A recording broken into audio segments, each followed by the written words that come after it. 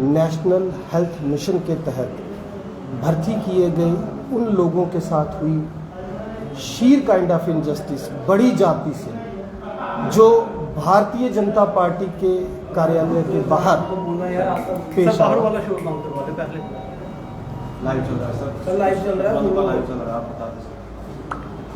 बहुत बड़ी विडंबना है।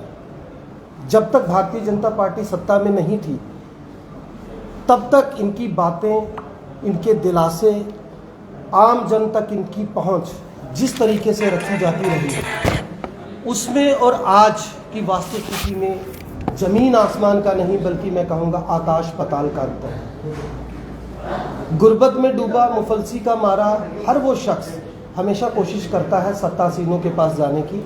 यही कोशिश एनएचएम के लोगों ने की थी।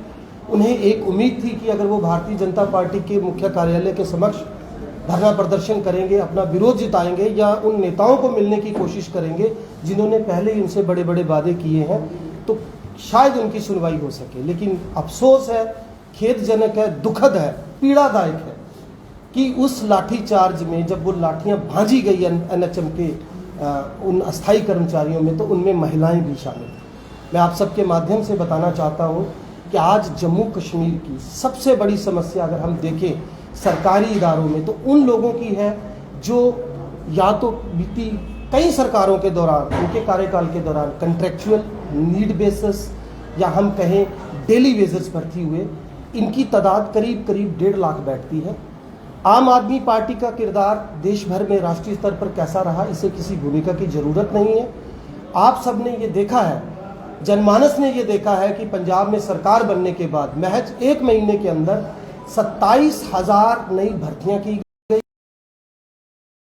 इसी तरीके के कंट्रेक्चुअल, डेली बेसिस या नीड बेसिस पर लगे हुए कंसोलिडेटेड लोग थे, उनको स्थायी किया गया। तो आज की तारीख में मैं आप सबके माध्यम से ये 2 टूक कहना चाहता हूं कि आम आदमी पार्टी बहुत बड़े स्तर पर, व्यापक स्तर पर एक बड़ा होमवर्क कर रही है, लेकिन उनका करियर, उनका जीवन, उनका परिवार और उनकी आने वाली करती है उन्हीं विरोध प्रदर्शनों पर, जिनको करते करते उनकी आधी जिंदगी। ये बताना चाहता हूं, जिस तरीके से बेतहाशा सपोर्ट, जन समर्थन मिल रहा है, तो आम आदमी पार्टी ने एक बड़ा होमवर्क किया है। इन तमाम के लाठीचार्ज हुआ, हम उसकी न केवल कड़े शब्दों में कड़ी निंदा करते हैं, बल्कि मांग करते हैं प्रदेश सरकार से कि जब बीती 3 महीने पहले जब हमारे governor, lieutenant governor Manoj Sinha साहब ने एनएचएम के लोगों को 3 महीने का एक्सटेंशन दिया था, तब ये वादा किया गया था कि इन लोगों को पुनः बहाल किया जाएगा। पद भी सरकार के पास है और आप अंदाजा लगाइए कि ये वो लोग हैं जिन्होंने कोविड के उस दौर में, उस महामारी, उस पैंडेमिक में, जब हर किसी की जान पर बनी थी और हम सब लोग अपने घरों में कैद थे, ये वो लोग थे, ये वो वॉलंटियर्स थे जो अपनी जिंदगी को दांव पे लगाकर हमारे लोगों की, इस देश की रक्षा में, जान माल की रक्षा में अपना 100% दिया था। मैं आपको ये भी बता दूं कि इसमें ना केवल 4th क्लास कर्मचारी हैं, फार्मासिस्ट हैं, बल्कि एनसीसिया के डॉक्टर्स भी हैं। कुल 1600 लोग थे, जिनमें से 500 प्राइवेट हॉस्पिटल्स में जा चुके हैं, अब केवल 1100 लोग बचे हैं। हम मांग करते हैं सरकार से कि इनकी तुरंत बहाली की जाए और ये जो तानाशाही, तुगलकी फरमान ये जो सरकार जारी करती है, और क्या ये आप अंदाजा लगा सकते हैं कि भारतीय जनता पार्टी के ऑफिस के बाहर अगर लाठियां बांधी जाती हैं तो पार्टी की तरफ से कोई दिशा निर्देश ना दिया गया हो? बेहद शर्मनाक बात। अंत में एक बात, हमें जनता जनार्दन जैसा कि प्रतीत हो रहा है जन समर्थन देती है और आम आदमी पार्टी की सरकार पंजाब की तरह जम्मू कश्मीर में आकार लेती है, तो हमारी पहली प्राथमिकता इन तमाम कर्मचारियों को तुरंत तत्काल प्रभाव से स्थायी करने की होगी। एक तरफ कोरोना वायरस का दर्जा दिया और दूसरी तरफ भारतीय जनता पार्टी जो देश की सबसे बड़ी पार्टी है, उसी के ऑफिस के सामने इनको पिटा गया।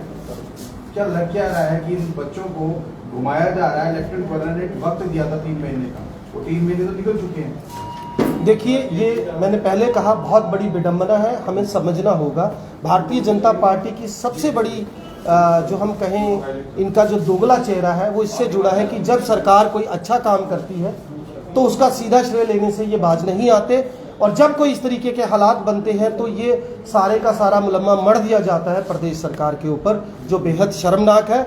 जग विदित बात है, मरकज में जिसकी सरकार होती है, सेंट्रल गवर्नमेंट में जो सरकार बैठी होती है, वही सरकार परोक्ष रूप से ऐसे किसी शासन में जो गवर्नर के अधीन हो या लेफ्टिनेंट गवर्नर के अधीन हो वही चलाती है। तो ऐसे में भारतीय जनता पार्टी इस जिम्मेदारी से बच नहीं सकती।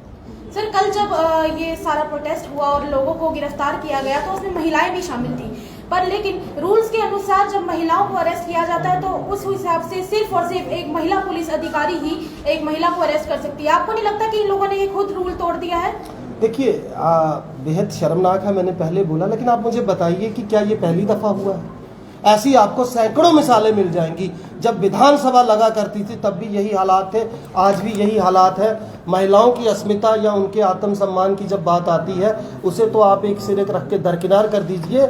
यहाँ तक कि जैसे आपने बताया और जैसा हमने भी नोटिस किया है, धक्का मुक्की हुई है, लाठियाँ बांधी गई हैं, और उन लोगों के खिलाफ जिन लोगों ने अपनी जान जोखिम में डालते हुए उस समय इस देश की रक्षा की थी जब इस देश महामारी से जूझ रहा था।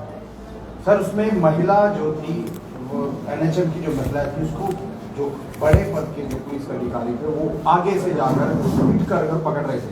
वो बिल्कुल सही रहे, महिला पुलिस थी, लेकिन जेंट्स पुलिस का क्या काम था? महिला को पकड़ना, महिला को पकड़ सकते थे, वो भी भारतीय जनता पार्टी के ऑफिस के सामने, जो देश भर में ढिढोरा पीटते हैं हमने महिला को सशक्तिकरण दिया, महिला को पावर दी है। नारी सशक्तिकरण की बात करने वाली भारतीय जनता पार्टी को मैं इतना ही कहूँगा कि इनकी कथनी और करनी में जमीन आसमान का फर्क है।